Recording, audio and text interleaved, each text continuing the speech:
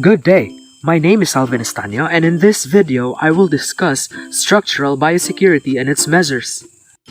But before discussing the structural biosecurity, let me first define what biosecurity is. Biosecurity is a program designed to prevent the exposure of birds to disease-causing organisms by reducing introduction and spread of pathogens into and between the farms. Structural biosecurity is the secondary level of biosecurity, which deals with the physical factors such as farm layouts, perimeter fencing, drainage, air filtration systems, housing design, and etc. So what are the measures involved in structural biosecurity? First would be fencing of farm perimeter to prevent unwanted visitors.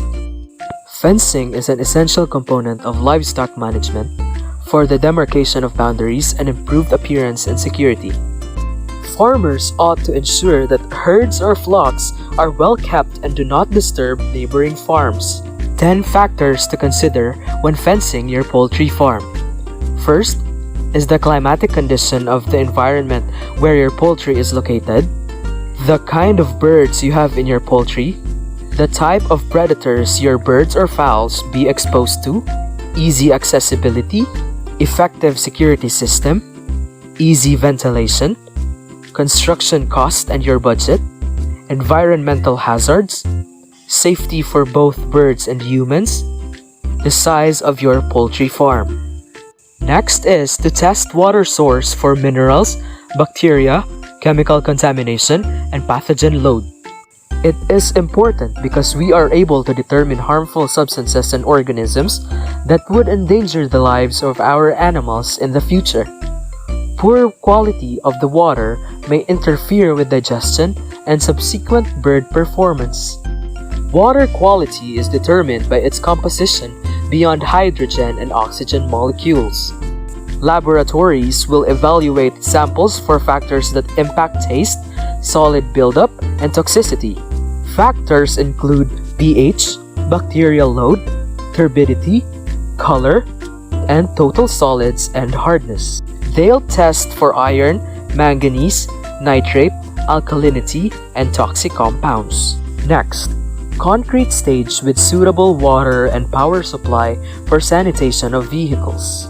Tire baths reduces opportunity for incoming traffic, such as feed and delivery trucks, to bring in pathogens from outside the perimeter of the farm. Foot baths are placed outside the door of all facilities and contain disinfectants, reducing the risk of bringing pathogens inside the building. Entry points must be provided with foot baths with disinfectants. In farms, especially in poultry, vehicles are just as important as the birds. It should be clean and in good condition. Next, we must find suitable location for storage and bagged feed. You don't want insects, bugs, or other small animals to feast on your feeds. It should be properly packed, sealed, and stored in a clean and sanitized area. Next, all-weather roads within the farm to ease cleaning and prevent spreading of microbes by vehicles and footwears. Of course, before building your farm, you must strategize first the location of your farm. Choose a place where streets are not flood or mud prone, and disinfect first the vehicles before entering the farm compound.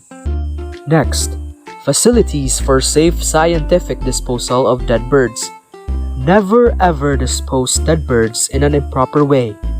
Follow standard protocols imposed by your local governments to avoid health-related issues. There are many ways on how to dispose dead birds. First is burying. Bury the carcass at least 2 feet deep, placing large rocks to the top of the burial site, making it difficult for predators to dig up the remains. Second way is burning. Burn the carcass in a fire pit or burn pile, but this process creates a very unpleasant smell and your neighbors may not appreciate this method. We also have landfill. When natural circumstances cause the death of a bird, sending the carcass to the landfill is the easiest and most convenient method. But don't forget to bag it multiple times because it will smell and may deter scavenging birds from getting to the remains. We also have composting. This method is designed for large poultry farms and is not ideal for backyard chicken keepers. Strict biosecurity measures ensure that no pathogens escape into the soil, potentially contaminating the grazing pastures of livestock. Next, safe housing with suitable wild birds and rodent proofing. Keeping poultry totally confined with fence and covered runs are your best protection from predators. Windows and doors must be securely covered with heavy gauge mesh wire or screening when open. Next, feed, litter, and equipment should be stored in a section separated from live bird area to prevent contamination. Obviously, these things should be separated. This will not just improve the cleanliness and organization of your farm, but will also prevent the spread of contagious diseases. Lastly, a 3-meter boundary of land around the building must be kept free of all vegetation to prevent rodent and wildlife activity. And also, poultry farms should be situated at a place which is at least 1 to 2 kilometers away from residential locations, other livestock farms, common water bodies like lakes, rivers, and etc. That's all for now. Once again, I'm Alvin Estaño and I hope you have learned something from this video. Bye!